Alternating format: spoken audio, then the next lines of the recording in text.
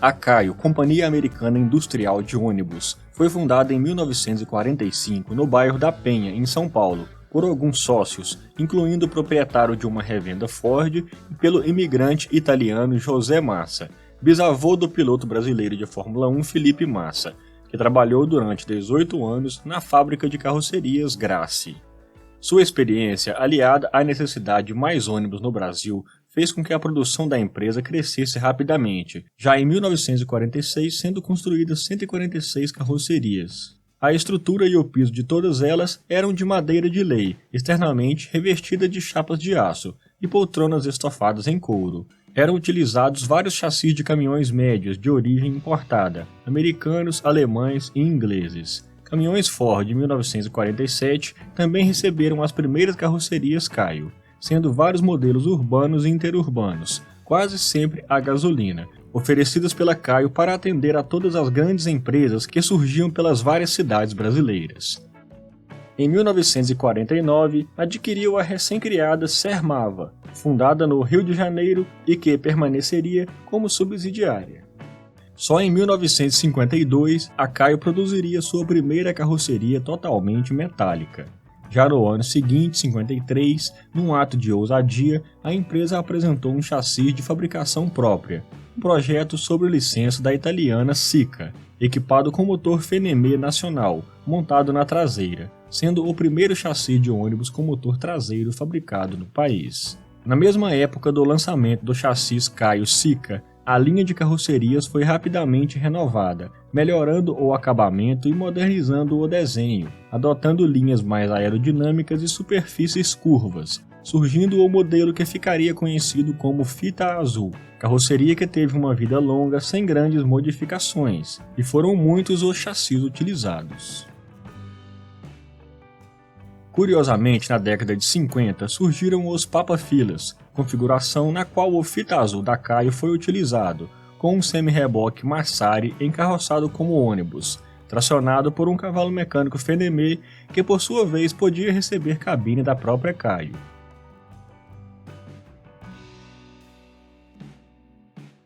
Em 56, foi inaugurada a fábrica da Mercedes-Benz no Brasil. Os primeiros chassis L312 foram amplamente utilizados para a montagem de lotações, e depois o LP321, em 1958, foi o primeiro chassi brasileiro com posto de comando avançado, e a Caio seria a primeira empresa do país a encarroçá-lo.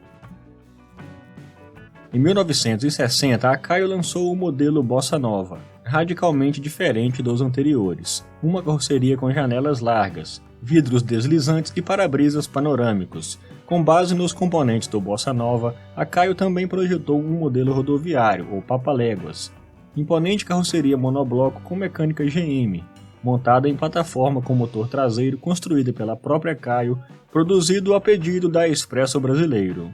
O Bossa Nova também serviu de base para a fabricação de um razoável número de trólebus, para os sistemas que surgiam em várias cidades brasileiras pela década de 60.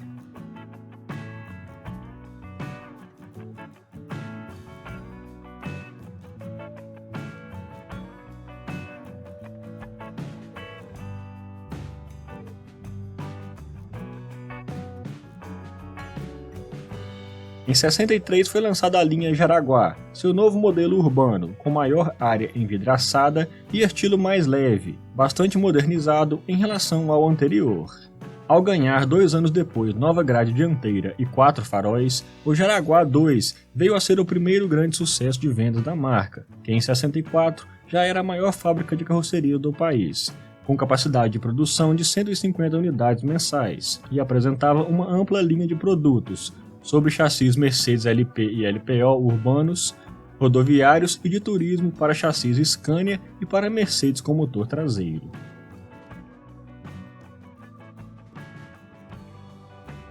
A Caio encerraria a produção da Sermava na segunda metade da década de 60 e as instalações foram vendidas para a Metropolitana, mas a Caio criaria outros negócios paralelos.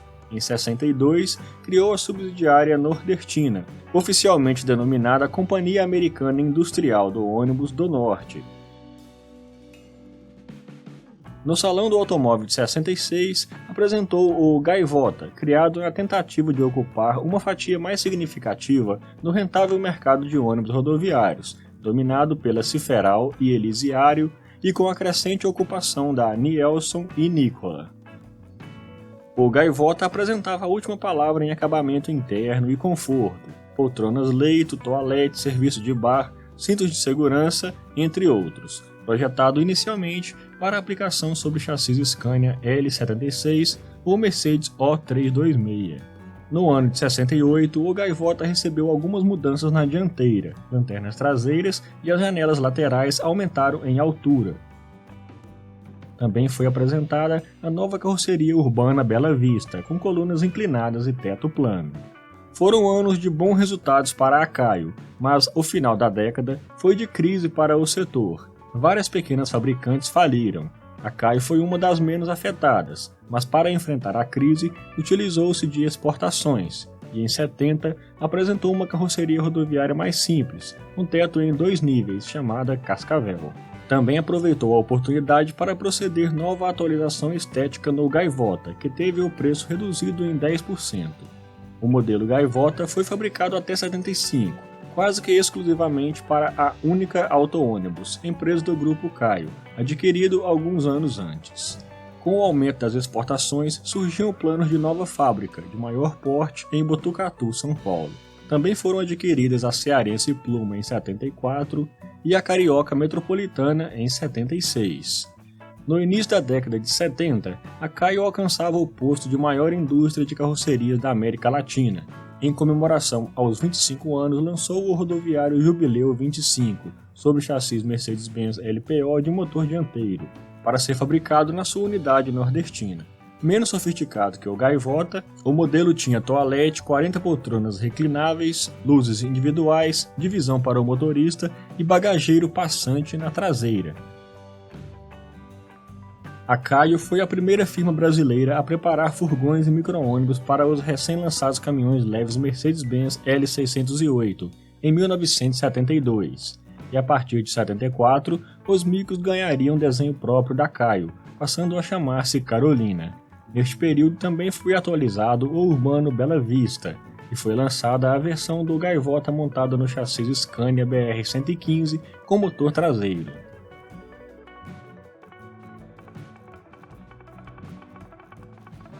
Em 74, a Caio renovou a linha de ônibus urbanos lançando mais uma carroceria de grande sucesso, o Gabriela. Com ela, a Caio lançou o vidro traseiro plano, em peça única, solução logo copiada pelo restante da indústria. O modelo seria atualizado em 76, quando ganhou colunas verticais. O Gabriela também foi o primeiro urbano da Caio fornecido em versão articulada.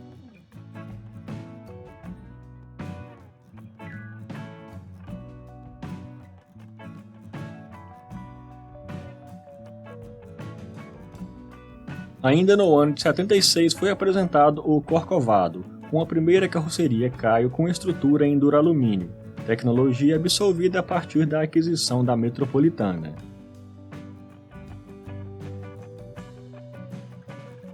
Ainda na década de 70, a Caio montaria uma série de trólebus, em conjunto com a Vilares e Massari, para participar das licitações para os sistemas de transporte de São Paulo e Araraquara. Em 77 haveria mais um lançamento, o Itaipu, originado do Gabriela, com pequeno rebaixo no teto, para-brisas ampliados e caixa de itinerário transferida para o interior da cabine. No início da década de 80, a Caio inaugurou a nova fábrica em Botucatu, vendeu a Única Auto-Ônibus para a Itapemirim e, curiosamente, neste período fabricou sob chassis Mercedes 608 os 2 papamóveis que transportaram o Papa João Paulo II em sua primeira viagem ao Brasil.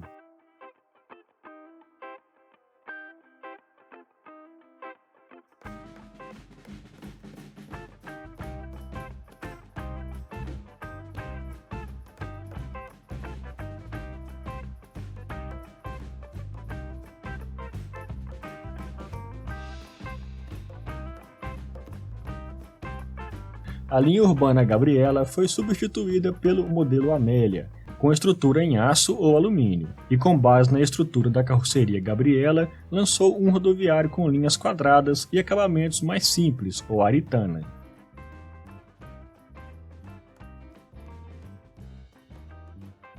A partir da nova carroceria Amélia foram fabricados alguns protótipos de ônibus diesel sobre chassis Volvo e de trólebus, em consórcio com a Scania Vilares e com a Massari, todos eles com portas largas, suspensão pneumática e estrutura em aço de alta resistência, como determinavam as especificações das carrocerias padrão. Em 82, a demanda externa sofreu drástica redução, agravando a recessão de mercado interno, que já vinha de mais de 2 anos. Foi provisoriamente suspensa a produção da Caio Norte, e em São Paulo, mais de 900 empregados demitidos, levando a greves e mais crises, culminando no fechamento da fábrica de São Paulo, demitindo todos seus 450 operários e transferindo o restante da produção para Botucatu. Houve uma encomenda pela CMTC do primeiro trólebus articulado do país, com carroceria Amélia de 18 metros. Porém, com a crise, a encomenda foi suspensa e somente um exemplar foi entregue. Em 85, a Caio voltou a insistir no mercado rodoviário, lançando o moderno Squalo, construído em duralumínio e montado sobre plataforma Mercedes-Benz O364 de 13 metros. Com diversos detalhes estéticos pouco usuais, mas a expectativa da Caio de conquistar uma boa parcela no mercado de rodoviários foi mais uma vez frustrada, sendo que em 4 anos apenas 10 unidades seriam vendidas.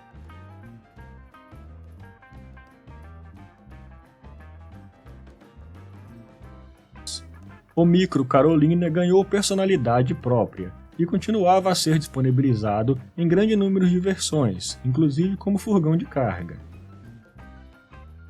Em 88, o Amélia foi substituído pelo Vitória, mais um urbano de grande sucesso. Seu equilíbrio e harmonia eram especialmente ressaltados nas versões padrão e articulada com motor central. Foi também preparada uma versão rodoviária, com leves alterações na dianteira. Com ele, a empresa procurava compensar o fracasso do rodoviário Squalo.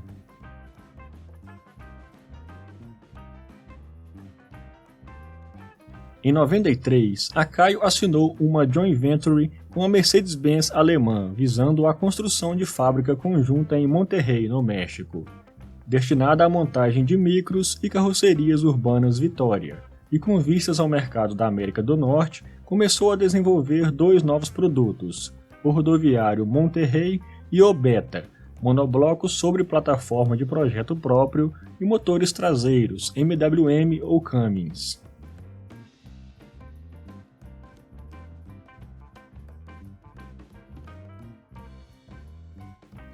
No Brasil, novamente foram apresentados 2 lançamentos, o Micro Carolina 5, com linhas totalmente novas e antecipando-se à concorrente, o ônibus escolar Mobile, sobre chassis Ford F12000, carroceria montada também sobre o Mercedes 1214 com o nome Taguar.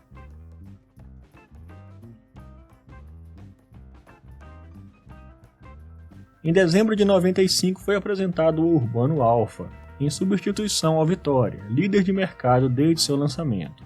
O Alfa era muito mais conservador, mas trazia avanços construtivos voltados para a redução de custos e facilidade de fabricação, com o uso de materiais plásticos, portas com vidros colados, traseira em peça única de fibra de vidro, entre outros.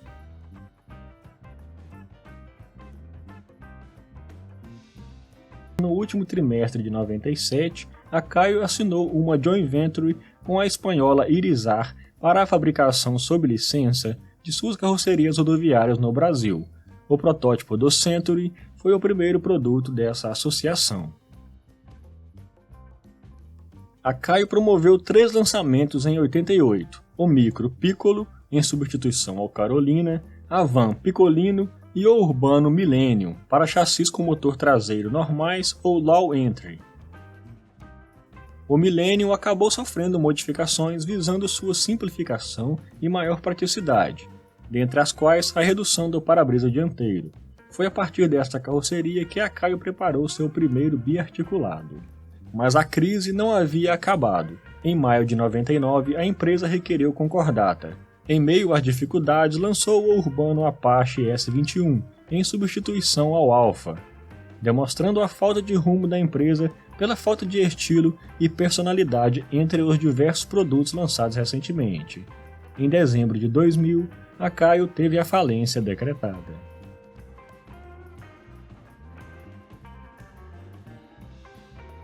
A Justiça autorizou o arrendamento da massa falida, assumida em janeiro de 2001 pela Induscar, Indústria e Comércio de Carrocerias Limitada. O contrato de arrendamento incluía o uso da marca Caio e das instalações de Botucatu. Já a Caio Norte foi desativada. O primeiro produto lançado pela Induscar, ainda no primeiro trimestre de 2001, foi o Apache VIP, que rapidamente se firmou no mercado, ajudando a levantar novamente a marca.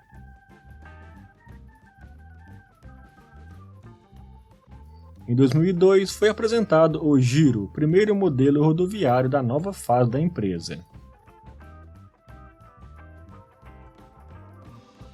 A Induscar renovou o Millennium em 2003 e em 2004 forneceu 30 biarticulados especiais para a operação nos corredores segregados de São Paulo, modelo ao qual deu o nome de Top Bus, construído sob chassis Volvo B12M de 27 metros de comprimento, 8 portas e capacidade para 180 passageiros.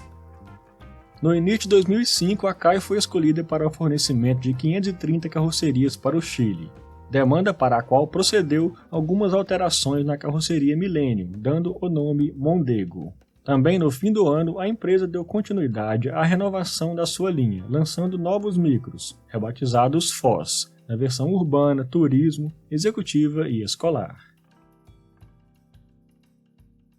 Em outubro de 2006, a Caio mostrou na Festran Rio o Foz Super, seu primeiro urbano médio. O estilo era o mesmo do Micro Foz, com pequenas alterações.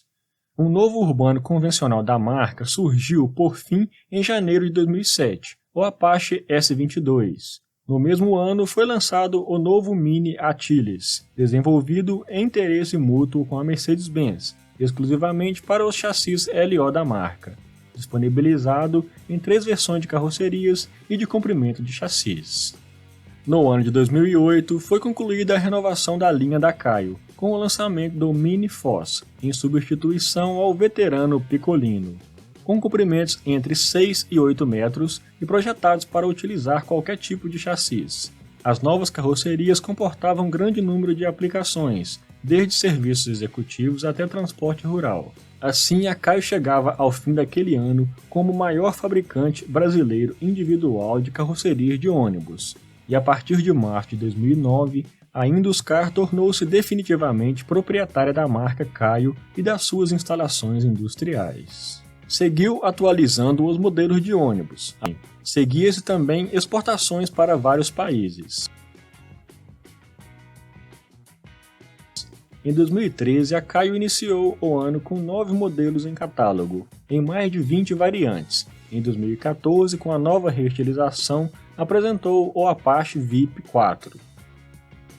Em 2017, a Iveco lançou o micro-ônibus Soul Class, desenvolvido em conjunto com a Caio. Em seguida, foi apresentado oficialmente o Micro F2400, substituindo o Foz.